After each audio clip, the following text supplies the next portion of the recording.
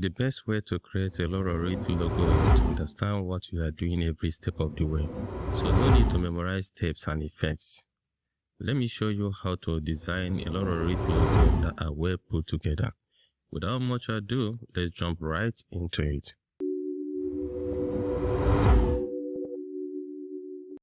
This video is brought to you by Brandon Graphics channel, and my name is Vincent Annie. Create a circle and transform it by applying gradient or color of your choice. I applied gradient to my circle to give it this look and feel.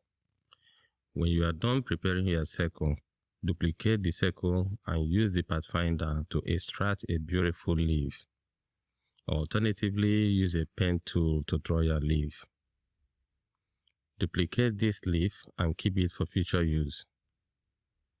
Now we are going to duplicate this leaf again and make the two leaves face each other. But before we do that, we will first tilt this leaf like so. For the leaves to face each other symmetrically, we will use the reflect tool and then copy. If we are happy with the result, we will move over to the next step. Now is the time to make copies of our graphics, our set of leaves, and stack them on top of each other. And the best way to do that is to go to the Effect menu. Please pay attention to the settings. Because we want the copies of these leaves to move vertically, we go to the vertical slide. If we slide to the right, the copies of the leaves will move downward. If we slide to the left, the copies of the leaves will move upward. Choose the number of copies you want. I will make 15 copies. To narrow the graphics at the top, go to the scale slide. If you slide to the right, it widens, and to the left, it narrows. Use the line tool to create the shaft. Customize it and reflect it so that the narrow part is pointing upwards. Grab our reserved leaf and position it at the topmost part.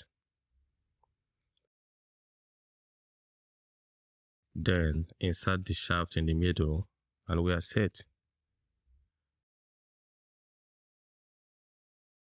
Go to Object and Expand. If you end up liking this video, please create a playlist on your YouTube home and save it for future references. And don't forget to like, hit the notification bell and subscribe for more videos like this. Open up the brush panel. Pay attention in order not to miss the little details that matter. Select Art Brush. Please comment if you would like to know how to use the other two brushes, Scatter Brush and Pattern Brush. Go to Brush Scale option and choose Stretch to fit stroke length. Direction, choose the upward pointing arrow. That is, if you want your brush to point upward. Delete this. You won't need it anymore. From now on, you can convert any shape of strokes to the brush we have just created. Let me show you how it's done. Create a circle and use the direct selection tool to select and delete this anchor point. Ensure that your circle has no fill. Select the stroke and click on our brush and it's done. Reflect and copy this and position it like so. On this dark background, I am going to create the second component of our logo. This type of logo is usually made up of two components, a graphic logo encircled with a Laurel wreath icon. Draw 3 lines in the middle of the wreath.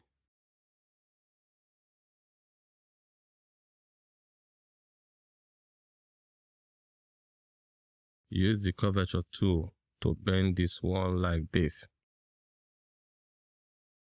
Use the direct selection tool to select and shorten this leg. Back to the grade tool, the curvature tool.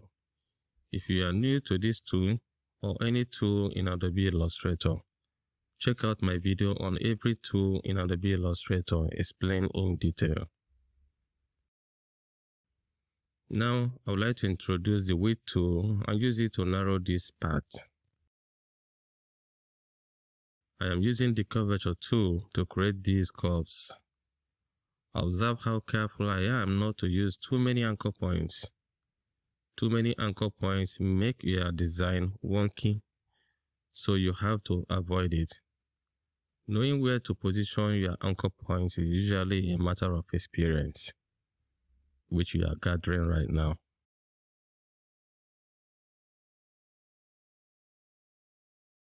This is the time to introduce another great tool, the healing tool. The healing tool will smoothen the curved areas properly by removing excess anchor points and repositioning clustered anchor points.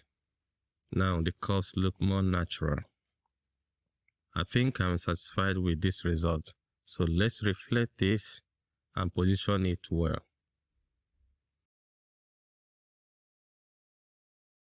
We're almost done, but the downside of this logo is giving me a little concern. It looks somehow scattered. I think I know what to do. Let's use a triangle to plug in the downside.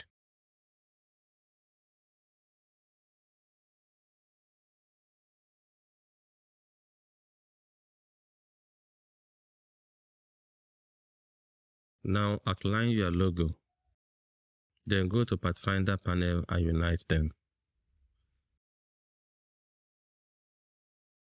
The three different components of this logo have become one. Good. But something is still off with the base of this logo.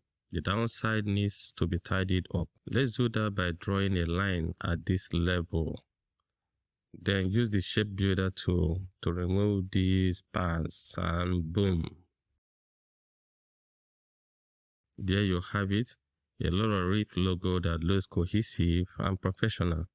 If you would like to deepen your knowledge on the tools and techniques of logo design, watch this video, 10 must know tools for logo design in Illustrator. I really appreciate you watching this video, and I would like to know if you find it interesting. Please take a moment to subscribe to my channel for more videos like this.